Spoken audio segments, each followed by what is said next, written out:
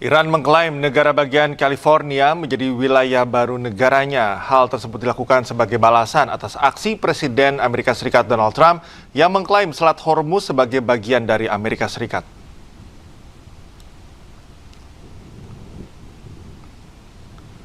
Salah satu akun media resmi Iran menyebut California sebagai bagian dari wilayahnya. Pemilihan California bukan tanpa alasan. California, khususnya Los Angeles, adalah tempat tinggal konsentrasi terbesar warga keturunan Iran.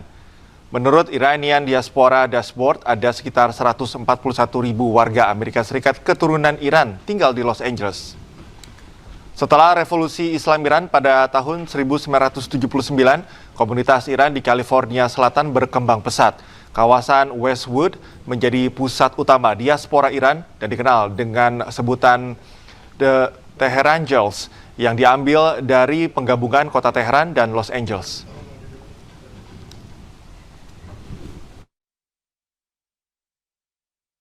Setelah itu, Perdana Menteri Israel Benjamin Netanyahu mengingatkan Turki untuk tidak campuri urusan Israel dengan Suriah. Netanyahu bahkan mengancam akan menyerang Turki bila terus ikut campur. צבאית טורקית שיורדת דרומה, כי היא מאיימת עלינו. את זה העברנו באופן כללי. עכשיו אנחנו ראינו שיש כוונה של טורקיה להתבסס בשדה תעופה דרומית לקו שלה, קרוב לחלב, והעברנו מסר. איך אגדיר לך את המסר? Presiden Amerika Serikat Donald Trump klaim blokade terhadap Iran berhasil. Tak hanya itu, Amerika Serikat juga siapkan sanksi keras bagi Iran dan negara pendukungnya. Things that we could sanction. We have very draconian sanctions, and we'll see what happens. Right now, the strait is open. A lot of boats are coming through. People aren't reporting that, and that may slow down a little bit at some point. But right now, a lot of boats are coming through. The naval blockade has been extremely effective. Literally, while it's up, and it's been for quite a while, except for a couple of little pauses where we opened it purposely with a deal. But the deal didn't terminate. The deal didn't turn out to be what they said. When they tell us one thing and they do another. But the blockade has been 100% successful. No boats have gotten into Iran, but they are getting in for other places. But we'll see. Pemirsa, mantan menteri atau ketua mantan Perdana Menteri Israel Naftali Bennett mengkritik keras pemerintahan Perdana Menteri Israel Benjamin Netanyahu. Naftali juga menyebut Israel telah kehilangan tajinya di meja perundingan internasional. ביטחון הלאומי זה עוצמה מדינית. תראו, בשורה התחתונה היום ההחלטות על גורל מדינת ישראל מתקבלות כשאנחנו לא מסביב לשולחן. אנחנו אמנה בשולחן. יושבים מסביב לשולחן, קטרים, טורקים, ארצות הברית, אירופאים, מדברים עלינו. רק התפרסם עכשיו שגם ביהודה ושומרון הכניסו על הראש שלנו כוחות בינלאומיים. כן, בן גביר, סמוטריץ', כוחות בינלאומיים ביהודה ושומרון. ולמרות שיש לנו היום את הידיד הגדול ביותר שהיה לנו אי פעם בבית הלבן, רבותיי, איבדנו את ארצות הברית, איבדנו את העולם. זה לא נתפס. אחרי שנשחטו לנו פה 1,200 ישראלים בפוגרום, אנחנו בשפל הנורא ביותר של מעמד ישראל בעולם מאז קום המדינה. Breaking News segera kembali usai jeda. Tetaplah bersama kami.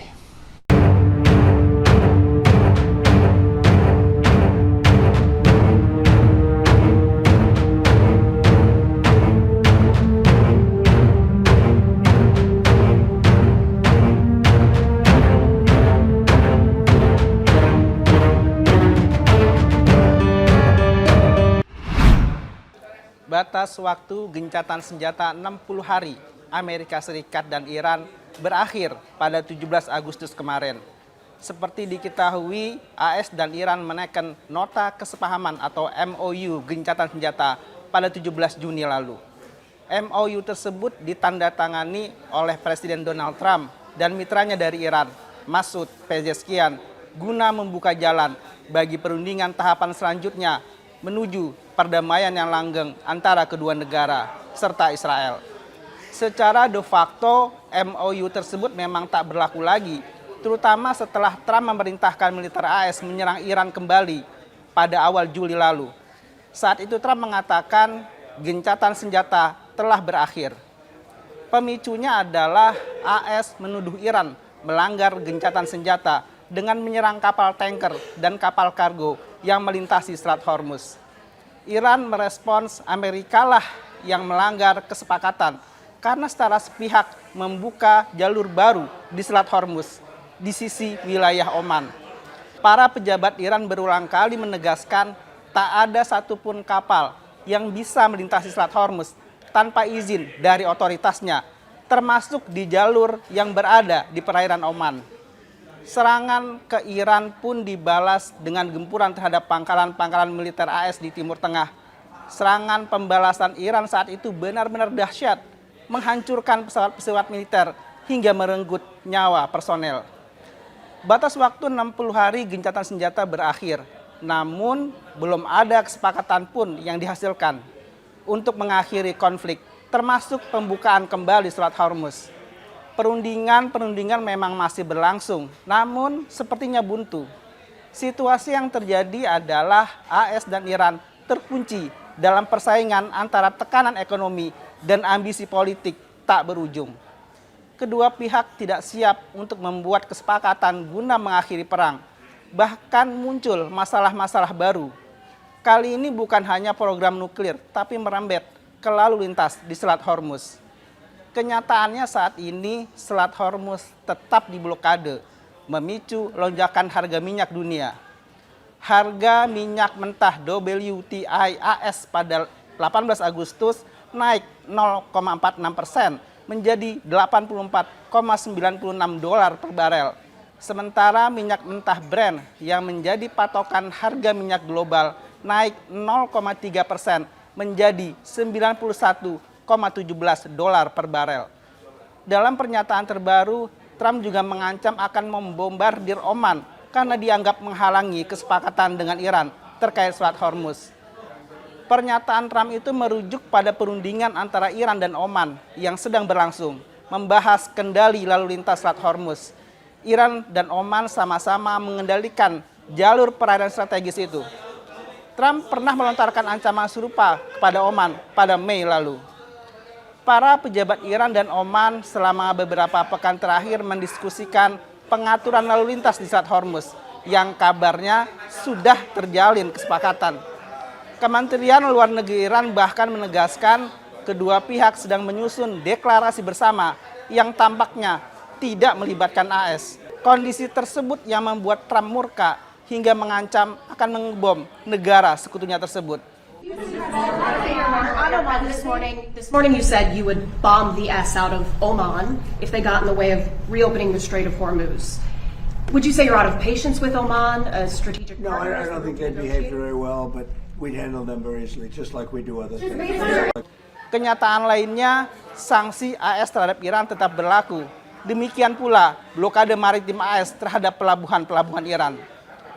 Para pejabat AS mengatakan pemerintahan Trump menyadari batas waktu gencatan senjata pada 17 Agustus kemarin akan berlalu tanpa ada perkembangan berarti.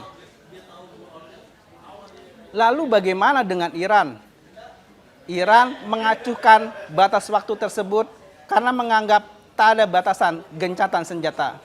Juru bicara Kemlu Iran, Ismail Baghei, mengatakan tak ada batas waktu 60 hari dalam MOU dengan AS, seperti diberitakan media massa.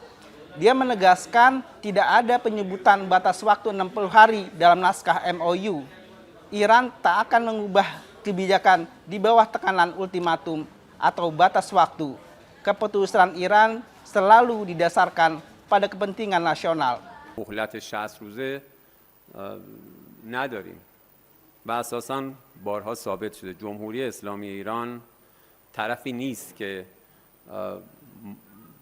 تحت فشار و التیماتوم و مهلت زمانی سیاست‌هاش رو تنظیم بکنه. ما بر اساس منافع ملیمون تصمیم میگیریم.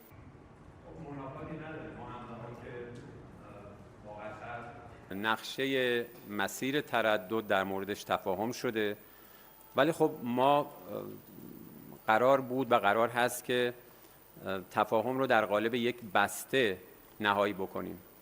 نقشه به علاوه بیانیه مشترک منشأ و مبدأ تجاوز نظامی. Opsi yang ditawarkan Iran kepada AS pun tak pernah berubah. Kendali penuh Selat Hormuz, serta penarikan pasukan AS sepenuhnya dari kawasan. Di saat bersamaan, Iran memperkuat kemampuan tempurnya, termasuk melakukan perombakan para petinggi militer.